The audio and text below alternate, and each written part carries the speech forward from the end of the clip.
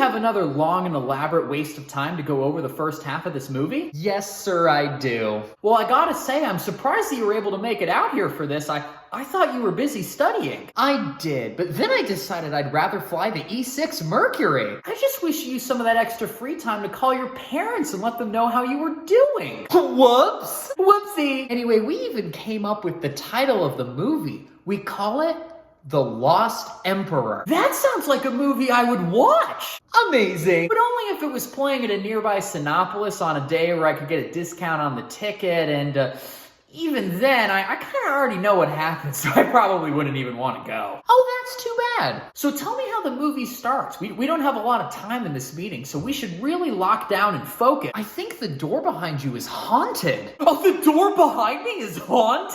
Yeah. Wow. Okay, that was a nice joke, but let's really lock down. Boo-boo-doo, boo-boo-doo. I have to go in like 10 minutes. Sorry.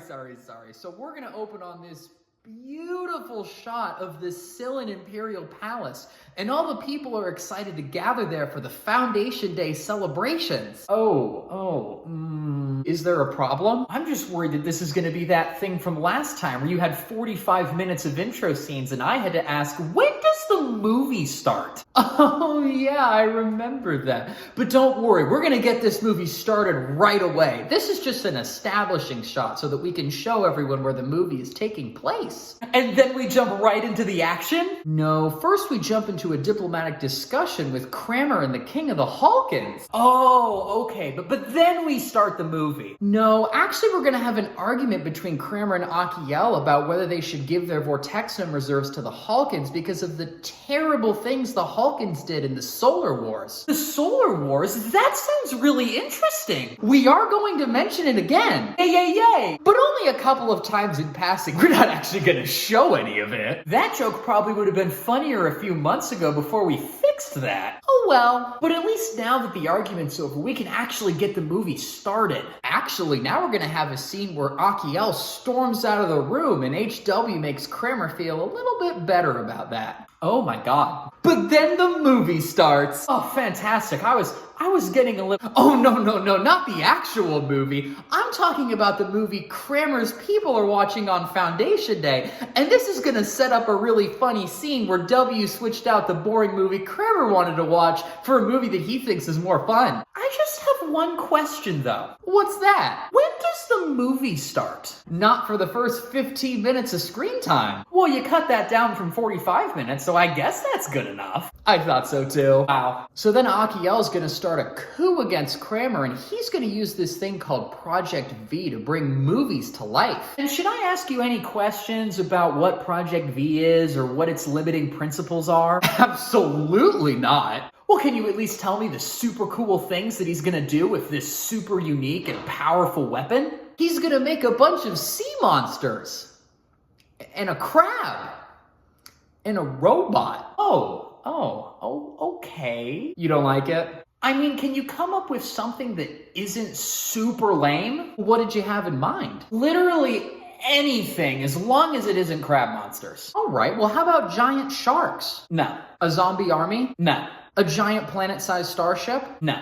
How about we just come back to it later? I'm all for that, as long as if by later you mean we'll never talk about it again. That's exactly what I mean. Amazing. So then we're going to cut to HW and Sarah in the Firebird. And remind me, is Sarah the half-naked robot android? No, Sarah's now a regular human, and she's going to be fully clothed. Oh, that's too bad. And then they're going to get attacked by the Angel of Death, which is the nickname of an ace pilot called the Angel of Death, and he flies a starship named the Angel of Death. Very confusing. And then HW is going to want to evade, so he's going to pitch up while using his ailerons to roll right, increasing the induced drag on this wing, enabling him to trade excess airspeed for altitude. But Zero's just going to step on his rudder pedal to yaw his plane about the vertical axis so that, he can stay level and behind W while maintaining his airspeed in order... And you sure we're not overwriting this incredibly small point? No, we need every word of it, because after seeing this maneuver, the audience is going to understand that Zero is the superior pilot compared to HW. That makes a lot of sense, because most people who go to the movies are experts on the intricacies of air-to-air combat. Yeah. So how does W escape from Lord Zero? Well, Kramer's gonna do this free jump. It's gonna save HW and a bunch of civilians from Lord Zero, but it's gonna result in him being lost in space for forever. Yeah, so I saw in here that you have Gak being Kramer's backseater in his starship. So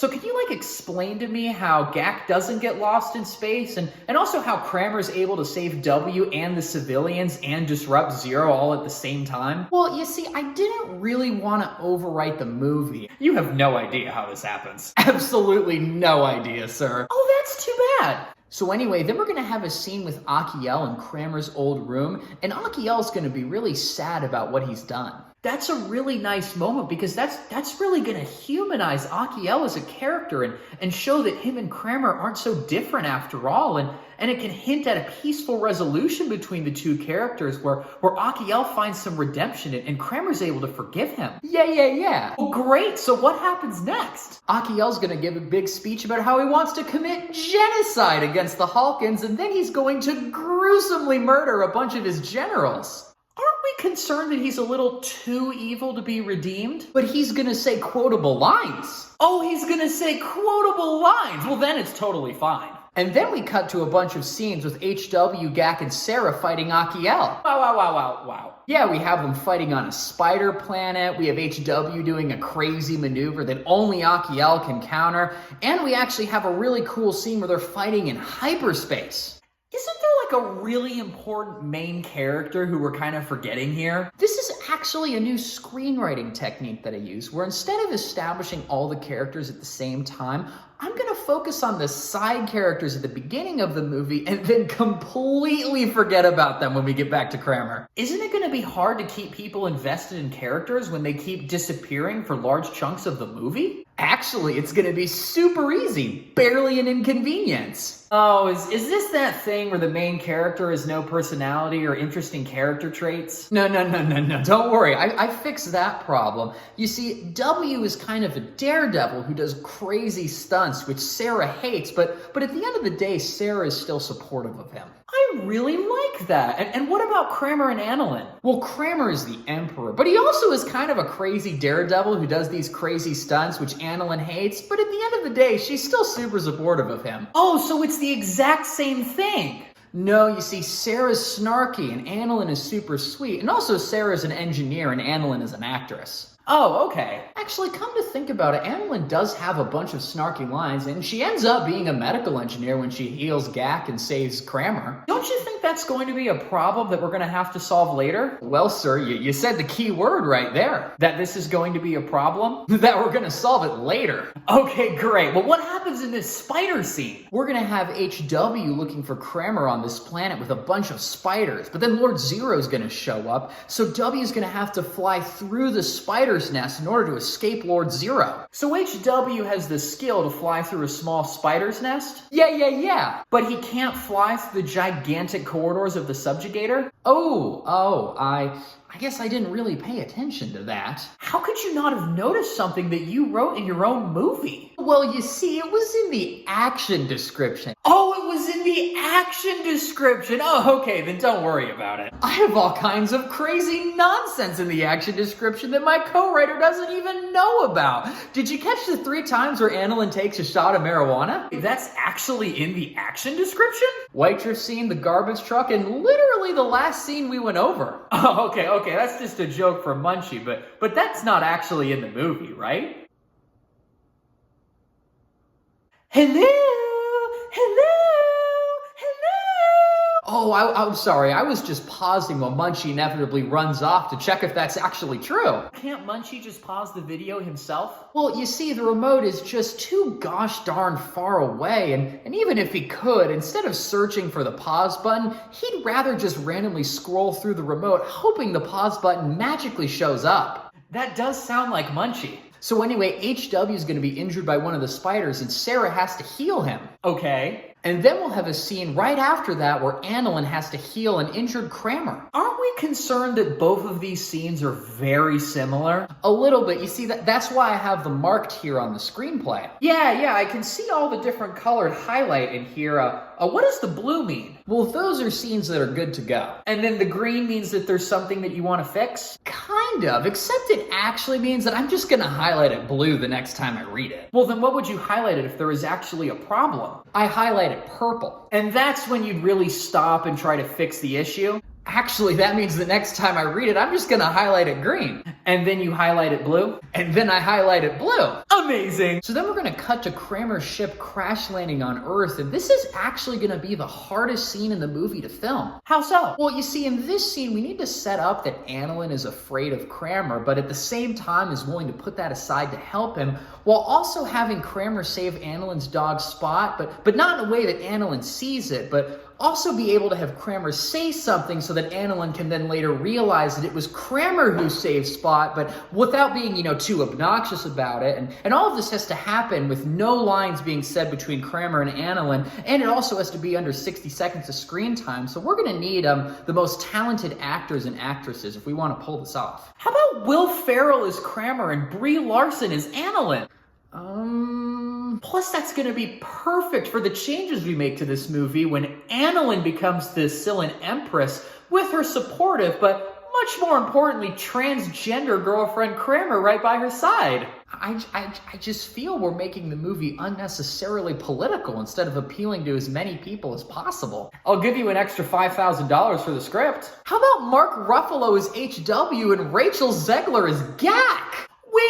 Weird. So what happens next? Then we cut to 7 years later where Kramer gets fired from his job as a garbage collector by his mean boss, Nadik. He's from The Adventures of Crash Savage. The Adventures of Crash Savage? Yeah, it's this really cool sci-fi story about this awesome captain named Crash Savage. Amazing. Yeah, it's really cool. There's this one scene where Crash has to infiltrate this alien planet, so he does this crazy stunt where he gets ejected from his starship in a deep space pressure suit. Oh my gosh, well, does he make it? I don't know. Wait, what? Yeah, it ended on a cliffhanger, and then I got a completely different story in my next letter at OCS, so I never actually got to find out what happened. That sounds kind of frustrating. It kind of was. So then Akiel manages to track down Kramer on Earth, and this is a big deal because he needs Kramer's sword to be able to charge Project V to full power. Well, I can't wait to see how this super powerful, highly intelligent alien overlord is going to attack the small, rural, undefended town of White Drift, Colorado.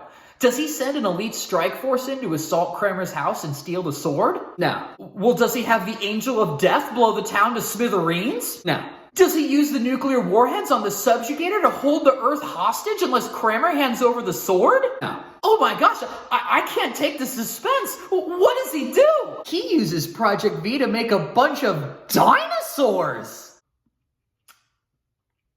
But it's not gonna work. I'm not surprised. So then Akiel goes to personally confront Kramer and take the sword himself. Oh, sending the Emperor of a multi-planet civilization directly into enemy territory instead of sending the thousands of troops or aircraft he commands is tight. And then HW shows up and rescues Kramer and Annalyn at the last minute. How does he do that? By lowering a hook from the Firebird and then picking them up in a high-speed pass. Instantly shattering every single bone in their bodies? You'd think so, but they're actually gonna make it out okay. Wow. And then this sets up a really nice emotional scene where Kramer's gonna reunite with W, Sarah, and Gak, and he gets to introduce them to Annalyn. Are they gonna talk and say funny things to each other for 10 minutes? They're gonna talk and say funny things to each other for 10 minutes. Wow. But then things take a turn for the worse when Kramer isn't willing to fight Akiel. Oh no, that's like a huge plot twist that we're really gonna have to take a bunch of time to figure out. He changes his mind in under 5 minutes. Well, how are we going to explain how he changed his mind so fast? I don't know. Fair enough. Anyway, then Kramer and Annalyn need to run from Akiel's forces in White Drift and escape into Burnout Pass. How does that happen? They smash a garbage truck into one of Achiel's patrols, and Kramer manages to single-handedly defeat the entire patrol with nothing more than a sword. And what's Annalyn doing during all of this? She's actually going to manage to knock out one of the guards with a kick to the head. You don't like it? I just think it's totally unrealistic that Annalyn's able to do that. Oh, okay. We can quickly change that. Does that mean we also need to change Annalyn being able to drive a high-powered alien snow pursuit vehicle at close to 900 miles an hour down the wrong side of the freeway in the middle of an avalanche while being pursued by Lord Zero? That's probably fine. Okay, great, because that's part of Burnout Pass, and that's everyone's favorite scene, so I'm not willing to change a word of it. Everyone's favorite scene? Well, I'm glad you were able to get such an overwhelming number of people to approve of it. We showed the script to only 3 people, and even my co-writer wasn't sure about this scene. Well, if you're so confident after only talking to 3 people, then you must have been talking to the world's leading experts on cinema. So who'd you show it to? Roger Ebert, Gene Siskel? Rooster! He's on Munchie and the Bear Man! Yeah! Never change that scene again. You got it, sir. I'll skip ahead to the part where they end up in the garbage. Wait, Kramer and Annalyn end up in garbage? Yeah, Kramer and Annalyn have to hide in the garbage to evade Lord Zero. It's actually going to be a pretty funny bit that we... Do they take a shower? A shower? Well, if they don't get cleaned up, nobody's going to focus on anything in the movie except how bad Kramer and Annalyn smell. That's a good point, sir. You know, in Star Wars A New Hope, after the garbage compactor scene, the main characters never shower off and get clean. That's probably what kept A New Hope from being a massive success and a cultural icon for generations. Yeah. But after the garbage scene, they get onto the Firebird, and that brings us to the halfway point of the movie. Wow, I've got to say, I think we really have a winner here. Well, thank you. I mean it. I'm really invested in this. In fact, why don't we just go over one more scene? Are you sure? Yeah, I mean, we're really on a roll here. Let's keep going. Alrighty, well, let's see, Oh, well, that's gonna bring us right to the Pompeii scene with the Kraken! Oh my god. But don't worry.